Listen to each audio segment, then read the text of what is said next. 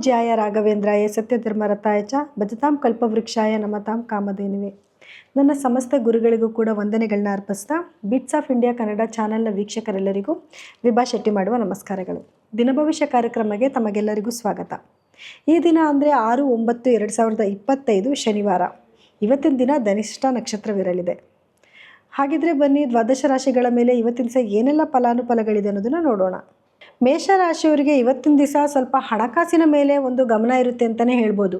ಇವತ್ತಿನ ದಿವಸ ನಿಮಗೆ ಏನು ಪಾಲುದಾರಿಕೆಯಿಂದ ಆಗಿರ್ಬೋದು ಅಥವಾ ನಿಮ್ಮ ಕುಟುಂಬದ ವ್ಯವಹಾರದಲ್ಲಿ ಅಥವಾ ಆಸ್ತಿಯಿಂದ ನಿಮಗೆ ಲಾಭ ಬರುವಂಥ ಸಾಧ್ಯತೆಗಳು ಜಾಸ್ತಿ ಇದೆ.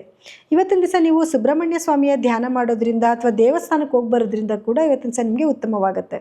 ಇವತ್ತಿನ ದಿವಸ ನಿಮ್ಮ ಕೆಲಸದಲ್ಲಿ ಕೆಲವು ಸವಾಲುಗಳು ಎದುರಾಗುವಂಥ ಸಾಧ್ಯತೆಗಳಿದೆ. ಅಂದರೆ ನಿಮ್ಮ ಕೆಲಸ ಮಾಡೋ ಸ್ಥಳದಲ್ಲಿ ನಿಮ್ಮ ಸಹೋದ್ಯೋಗಿಗಳ ಜೊತೆಯಲ್ಲಿ ಸ್ವಲ್ಪ ಮಾತಿನ ಒಂದು ಚಕಮಕಿಗಳಾಗುವಂಥ ಸಾಧ್ಯತೆಗಳಿದೆ. ಅದ್ರ ಕಡೆ ಸ್ವಲ್ಪ ಗಮನ ಕೊಡಿ. ಏನು ಶಾಂತ ರೀತಿಯಿಂದ ವರ್ತಿಸೋದ್ರಿಂದ, ಮಾತಿನ ಮೇಲೆ ಸ್ವಲ್ಪ ಗಮನ ಕೊಡೋದ್ರಿಂದ ಬರುವಂಥ ಸಣ್ಣ ಪುಟ್ಟ ಒಂದು ಏನು ಮನಸ್ತಾಪಗಳಿಂದ ಈಚೆ ಕಡೆಗೆ ಬರ್ಬೋದು ಅಂತ ಹೇಳ್ಬೋದು. ಇವತ್ತಿನ ದಿವಸ ನೀವು ಶಿವನ ಧ್ಯಾನ ಮಾಡೋದ್ರಿಂದ ಸ್ವಲ್ಪ ನೀವು ಏನೇ ತೊಂದರೆಗಳು ಬಂದರೂ ಕೂಡ ಸ್ವಲ್ಪ ಮೌನ ವಹಿಸೋದ್ರಿಂದ ಇವತ್ತಿನ ದಿವಸ ನೀವು ಉತ್ತಮವಾಗಿ ಕಾಲ ಕಳಿಬೋದು. ಮಿಥುನ ರಾಶಿಯವರು ಇವತ್ತಿನ ದಿವಸ ನೀವು ಮಾಡ್ತಿರೋಂಥ ಕೆಲಸನ ಸ್ವಲ್ಪ ಪ್ಲ್ಯಾಂಡ್ ಆಗಿ ಮಾಡೋದ್ರಿಂದ, ಅಂದರೆ ಏನೇ ಕೆಲಸ ಮಾಡ್ತಾ ಇದ್ದೀರಾ ಅಂತಂದ್ರೂ ಹೀಗೆ ಮಾಡಬೇಕು, ಇದೇ ರೀತಿ ಒಬ್ಬರನ್ನ ಮೀಟ್ ಮಾಡಬೇಕು, ನೀವು ಇಷ್ಟೇ ಮಾತಾಡಬೇಕು, ಇಷ್ಟು ಸಮಯದಲ್ಲೇ ಮೀಟ್ ಮಾಡಬೇಕು ಅಂತ ಕೆಲವೊಂದು ಪ್ಲಾನ್ ಮಾಡ್ಕೊಂಡು ಮಾಡೋದ್ರಿಂದ ಇವತ್ತಿನ ದಿವಸ ನಿಮ್ಮ ಕೆಲಸದಲ್ಲಿ ಯಶಸ್ಸು ಸಿಗುತ್ತೆ ಅಂತಲೇ ಹೇಳ್ಬೋದು. ಇವತ್ತಿನ ದಿವಸ ನೀವು ಬುಧಗ್ರಹದ ಧ್ಯಾನ ಮಾಡೋದ್ರಿಂದ ಅಥವಾ ಸುಬ್ರಹ್ಮಣ್ಯ ಸ್ವಾಮಿಯ ಧ್ಯಾನ ಮಾಡೋದ್ರಿಂದ ಹಾಗೆ ವಿಷ್ಣುವಿನ ಧ್ಯಾನ ಮಾಡೋದ್ರಿಂದ ಕೂಡ ಇವತ್ತಿನ ದಿವಸ ನಿಮಗೆ ಉತ್ತಮವಾಗಿರುತ್ತೆ. ಕಟಕ ರಾಶಿಯವರು ಇವತ್ತಿನ ದಿವಸ ನಿಮ್ಮ ಒಂದು ಫ್ಯಾಮಿಲಿ ಜೊತೆ ಟೈಮ್ ಪಾಸ್ ಮಾಡೋದ್ರಿಂದ ನಿಮ್ಮ ಮನಸ್ಸು ತುಂಬ ಖುಷಿಯಾಗಿರುತ್ತೆ ಅಂತಲೇ ಹೇಳ್ಬೋದು. ಸೊ ಇವತ್ತಿನ ದಿವಸ ನೀವು ಹೊರಗಡೆ ಹೋಗೋದ್ರಿಂದ ಅಥವಾ ಏನೋ ಒಂದು ಇರುಸು ಮುರುಸು ಆಗುವಂಥ ಚಾನ್ಸಸ್ ಇರುತ್ತೆ. ಹಾಗಾಗಿ ನಿಮ್ಮ ಮನೆಯವ್ರ ಜೊತೆಯಲ್ಲಿ ಯಾವುದೋ ಒಂದು ದೇವಸ್ಥಾನಕ್ಕೆ ಹೋಗಿ ಬರೋದು ಅಥವಾ ಒಂದು ಶಾರ್ಟ್ ಜರ್ನಿ ಮಾಡೋದು, ಈ ರೀತಿ ಮಾಡೋದ್ರಿಂದ ಮನೆ ಮಂದಿಗಳ ಜೊತೆಯಲ್ಲಿ ಕೂಡೋದ್ರಿಂದ ನಿಮಗೆ ಬರುವಂಥ ಒಂದು ಮನಸ್ತಾಪಗಳಿಂದ ದೂರ ಆಗುತ್ತೆ ಮತ್ತು ಮನಸ್ಸು ತುಂಬ ಖುಷಿಯಾಗಿರುತ್ತೆ ಅಂತಲೇ ಹೇಳ್ಬೋದು. ನಿಮ್ಮ ಪರ್ಸ್ನಲ್ ಹ್ಯಾಬಿಟ್ಸ್ ಏನಾದರೂ ಇತ್ತು ಅಂತಂದರೆ, ಏನಾದರೂ ಒಂದು ಹಾಬಿ ಇರುತ್ತಲ್ವ, ಏನಾದರೂ ಚಟುವಟಿಕೆಗಳು, ಪೇಂಟ್ ಮಾಡೋದಾಗಿರ್ಬೋದು ಅಥವಾ ಕ್ರಿಕೆಟ್ ಆಡೋದಾಗಿರ್ಬೋದು, ಈ ರೀತಿ ಯಾವುದಾನ ಒಂದು ಚಟುವಟಿಕೆಯಲ್ಲಿ ಭಾಗವಹಿಸೋದ್ರಿಂದ ನಿಮ್ಮ ನೆಗೆಟಿವ್ ಥಾಟ್ಸಿಂದ ಕೂಡ ನೀವು ಇವತ್ತಿನ ದಿವಸ ಈಚೆ ಬರ್ಬೋದು. ಇವತ್ತಿನ ದಿವಸ ನೀವು ಈಶ್ವರನ ಧ್ಯಾನ ಮಾಡೋದ್ರಿಂದ ಹಾಗೂ ಚಂದ್ರಗ್ರಹದ ಧ್ಯಾನ ಮಾಡೋದ್ರಿಂದ ಕೂಡ ಇವತ್ತಿನ ದಿವಸ ನಿಮಗೆ ಉತ್ತಮವಾಗಿರುತ್ತೆ. ಇನ್ನು ಸಿಂಹರಾಶಿಯವರು ಇವತ್ತಿನ ದಿವಸ ಸ್ವಲ್ಪ ನಿಮ್ಮ ಮಾತಿನ ಕಡೆ ಗಮನ ಕೊಡಬೇಕಾಗುತ್ತೆ. ನೀವು ಸ್ವಲ್ಪ ಶಾಂತವಾಗಿರೋದ್ರಿಂದ ಮನೆ ವಾತಾವರಣವೂ ಸ್ವಲ್ಪ ಶಾಂತವಾಗಿರುತ್ತೆ ಅಂತ ಹೇಳ್ಬೋದು. ಹಾಗಾಗಿ ಇವತ್ತಿನ ದಿವಸ ನಿಮ್ಮ ಟಾಸ್ಕ್ ಏನು ಅಂತಂದರೆ, ನೀವು ಮನೆ ವಾತಾವರಣನ ಶಾಂತವಾಗಿ ಇಟ್ಕೊಳ್ಳೋದೇ ನಿಮ್ಗೆ ಇವತ್ತಿನ ದಿವಸ ಬರುವಂಥ ಟಾಸ್ಕು.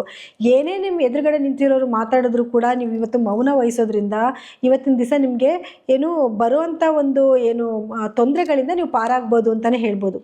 ಇವತ್ತಿನ ದಿವಸ ನೀವು ಈಶ್ವರನ ಧ್ಯಾನ ಮಾಡೋದ್ರಿಂದ ಮತ್ತು ಸುಬ್ರಹ್ಮಣ್ಯ ಸ್ವಾಮಿಯ ಧ್ಯಾನ ಮಾಡೋದ್ರಿಂದ ಇವತ್ತಿನ ದಿವಸ ನಿಮಗೆ ಉತ್ತಮವಾಗಿರುತ್ತೆ.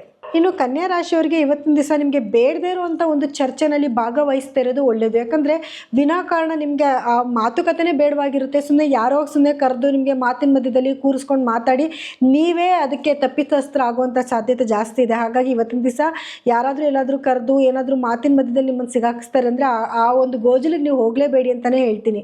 ಸೊ ಅನಗತ್ಯವಾದ ಮಾತುಗಳಿಂದ ದೂರ ಇರೋದ್ರಿಂದ ಇವತ್ತಿನ ದಿವಸ ನಿಮಗೆ ಬರುವಂಥ ಒಂದು ಎಫೆಕ್ಟು ನಿಮಗೆ ಕಮ್ಮಿ ಆಗುತ್ತೆ ಅಂತಲೇ ಹೇಳ್ಬೋದು.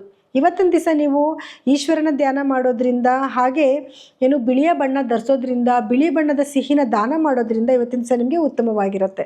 ಇನ್ನು ತುಲಾರಾಶಿಯವರಿಗೆ ಇವತ್ತಿನ ದಿವಸ ನೀವು ಮಾಡ್ತಿರೋಂಥ ಕೆಲಸದಲ್ಲಿ ಸ್ವಲ್ಪ ಅಡೆತಡೆಗಳಾಗುವಂಥ ಸಾಧ್ಯತೆಗಳಿದೆ.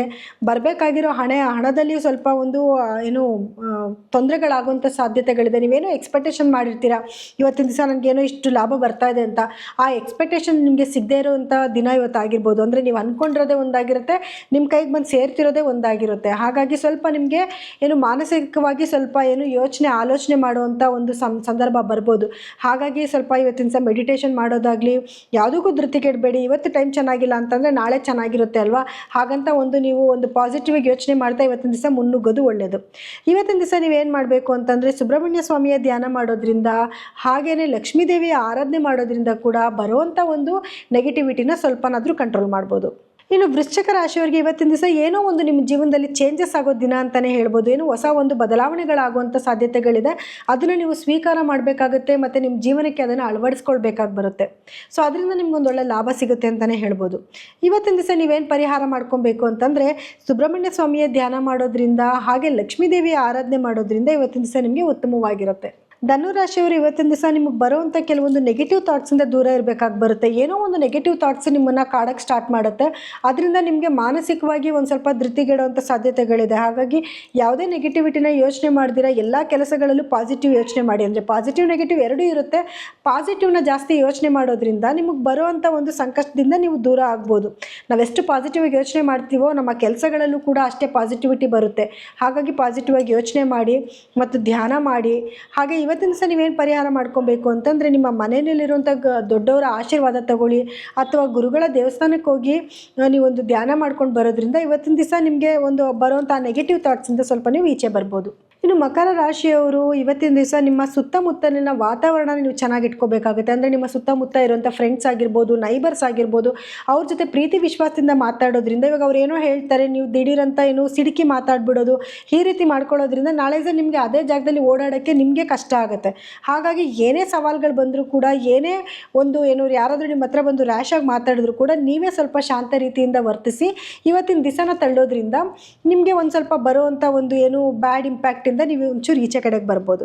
ಇವತ್ತಿನ ದಿವಸ ನೀವೇನು ಮಾಡಬೇಕು ಅಂದರೆ, ನಿಮ್ಮ ಕೈಲಾದಷ್ಟು ಯಾರಿಗಾದರೂ ಬಡವರಿಗೆ ದಾನ ಮಾಡೋದ್ರಿಂದ, ಇದನ್ನೇ ದಾನ ಮಾಡಬೇಕು ಅಂತೇನಿಲ್ಲ, ಯಾವ್ದಾನ ಓದೋ ಅಂಥ ಮಕ್ಕಳಿಗೆ ಒಂದು ಪೆನ್ಸಿಲ್ ಕೊಡಿಸೋದು, ರಬ್ಬರ್ ಕೊಡಿಸೋದು, ಈ ಥರ ಏನೋ ನಿಮ್ಮ ಕೈಲಾಗಿದ ಸಹಾಯನ ಮಾಡೋದ್ರಿಂದ ಬರುವಂಥ ನೆಗೆಟಿವಿಟಿಯಿಂದ ತಪ್ಪಿಸ್ಕೋಬಹುದು. ಇನ್ನು ಕುಂಭರಾಶಿಯವರಿಗೆ ನೀವು ಮಾಡ್ತಿರೋಂಥ ಕೆಲಸದಲ್ಲಿ ಒಂದು ಯಶಸ್ಸಂತೂ ಸಿಗ್ತಾ ಇದೆ, ಇಲ್ಲ ಅಂತ ಹೇಳಿಲ್ಲ. ಆದರೆ ಕೆಲವೊಂದು ಸವಾಲುಗಳು ನಿಮ್ಮನ್ನು ಎದುರಾಗುತ್ತೆ. ಅದನ್ನು ನೀವು ನಿಮ್ಮ ಜಾಣ್ಮೆಯಿಂದ, ಬುದ್ಧಿವಂತಿಕೆಯಿಂದ ಅದನ್ನು ನೀವು ಎದುರಿಸಬೇಕಾಗಿ ಬರುತ್ತೆ. ನಿಮ್ಮ ಫಿನಾನ್ಷಿಯಲ್ ಸ್ಟೇಟಸ್ಸು ತುಂಬ ಚೆನ್ನಾಗೇನೋ ಇದೆ, ಆದರೆ ಏನಾದರೂ ಇನ್ವೆಸ್ಟ್ಮೆಂಟ್ ಮಾಡ್ತಾ ಇದ್ದೀರಾ ಅಂದರೆ ಯೋಚನೆ ಮಾಡಿ ಇವತ್ತಿನ ದಿವಸ ನೀವು ಇನ್ವೆಸ್ಟ್ಮೆಂಟ್ ಮಾಡಬೇಕಾಗಿ ಬರುತ್ತೆ. ಇವತ್ತಿನ ದಿವಸ ನೀವೇನು ಮಾಡ್ಕೊಬೇಕು ಅಂತಂದರೆ, ನೀವು ಗುರುಗ್ರಹದ ಧ್ಯಾನ ಮಾಡೋದ್ರಿಂದ ಹಾಗೂ ಮನೆಯಲ್ಲಿ ಲಕ್ಷ್ಮೀ ದೇವಿಯ ಆರಾಧನೆ ಮಾಡೋದ್ರಿಂದ ಕೂಡ ಇವತ್ತಿನ ದಿವಸ ನಿಮಗೆ ಉತ್ತಮವಾಗಿರುತ್ತೆ. ಇನ್ನು ಮೀನರಾಶಿಯವರಿಗೆ ಇವತ್ತಿನ ದಿವಸ ನಿಮ್ಮ ಜೀವನದಲ್ಲಿ ಯಾವುದೋ ಒಂದು ನಿರ್ಧಾರ ತಗೊಳ್ಳೋದಕ್ಕೆ ಒಂದು ಮಹತ್ವವಾದ ಒಂದು ದಿನ ಅಂತಲೇ ಹೇಳ್ಬೋದು. ಇವತ್ತಿನ ದಿವಸ ನೀವು ತಗೊಳ್ಳೋಂಥ ಡಿಸಿಷನಿಂದ ಮುಂದಕ್ಕೆ ನಿಮ್ಮ ಜೀವನಕ್ಕೆ ನೆಕ್ಸ್ಟ್ ಬರೋ ದಿನಗಳಲ್ಲಿ ನಿಮಗೆ ಅದರಿಂದ ಒಂದು ಒಳ್ಳೆ ಲಾಭ ಸಿಗ್ತಾ ಇದೆ ಅಂತಲೇ ಹೇಳ್ಬೋದು. ಹಾಗಾಗಿ ಬರುವಂಥ ಒಂದು ಸವಾಲನ್ನ ನೀವು ಈಸಿಯಾಗಿ ತಗೋಬೇಕಾಗತ್ತೆ. ಅದನ್ನು ನೀವು ಕುಲಂಕುಷವಾಗಿ ಯೋಚನೆ ಮಾಡಿ ಏನಾದರೂ ಒಂದು ಡಿಸಿಷನ್ನ ನೀವು ತಗೋಬೇಕಾಗತ್ತೆ. ಇವತ್ತಿನ ದಿವಸ ನೀವೇನು ಮಾಡ್ಕೊಬೇಕು ಅಂತಂದರೆ, ಆದಿತ್ಯ ಹೃದಯ ಪಾರಾಯಣ ಮಾಡೋದ್ರಿಂದ ಆಗಿರ್ಬೋದು, ಅಥವಾ ವಿಷ್ಣು ಸಹಸ್ರನಾಮ ಕೇಳೋದ್ರಿಂದ ಅಥವಾ ಓದೋದ್ರಿಂದ ಕೂಡ ಇವತ್ತಿನ ದಿವಸ ನಿಮಗೆ ತುಂಬ ಉತ್ತಮವಾಗಿರುತ್ತೆ. ಇನ್ನು ಇವಿಷ್ಟು ದ್ವಾದಶ ರಾಶಿಗಳ ಈ ದಿನದ ಫಲಾನುಫಲಗಳಾಗಿತ್ತು.